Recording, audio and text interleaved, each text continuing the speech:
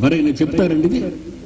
ఎవరైనా చెప్తారండి? ఏ దేశమైతే విశ్వాస ఘాతకమై నా ఎదుట పాపము చేసినదో నేను విడిచిపెట్టనన్నాడు. ఇప్పటి మాట కాదది, ఏనాటి మాట. క్రీస్తు పూర్వం 700-600 సంవత్సరాల క్రితం ప్రవక్త నోట పలికించిన దేవుని మాట. నీళ్లు లేక, భోజనము లేక అలమటించిపోతున్నదండి ఈరోజు. ప్రపంచంలో అందమైన పట్టణమా మహాబాబెలు కూలిపోతామన్నాడు. అదే ప్రపంచానికి చూపించాడు ఆదర్శంగా బుద్ధి తెచ్చుకోవాలని. ప్రపంచంలో అందమైన పట్టణాన్ని విర్రవీగుచున్న న్యూయార్క్ ను మట్టి కలిపేశాడు WC టవర్స్ తో. క్రైసిస్.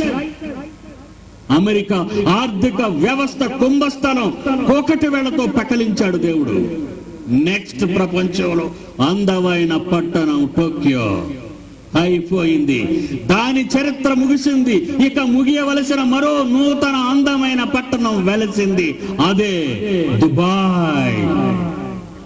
నెక్స్ట్ టార్గెట్ దాందే. దేవుని పిల్లలారా, దేవుణ్ణి విడిచిపెట్టిన ఏ దేశమైనా, దేవుని పట్టించుకోని ఏ దేశమైనా, ఏ ప్రజలైనా దేవుడు వాళ్ళని విడిచిపెట్టను అంటున్నాడు. చూడండి,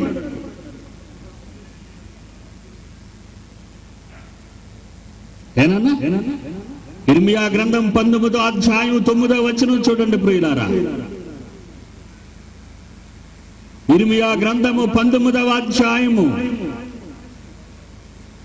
9వ వచనాన్ని చూడండి.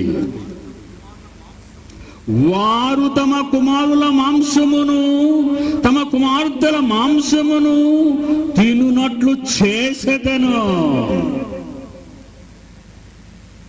చూసారా? చేయరాని కార్యములు చేయుటకు దేవుడు భ్రష్ట మనస్సుకు వారిని అప్పగిస్తాను అన్నాడు. రోమా 1:28. చేయరాని కార్యములు చేయటానికి భ్రష్ట మనసుకు విడిచిపెడతాను ఆ దేశాన్ని. నశింపచేస్తాను నా హస్తంతో. చూద్దాం.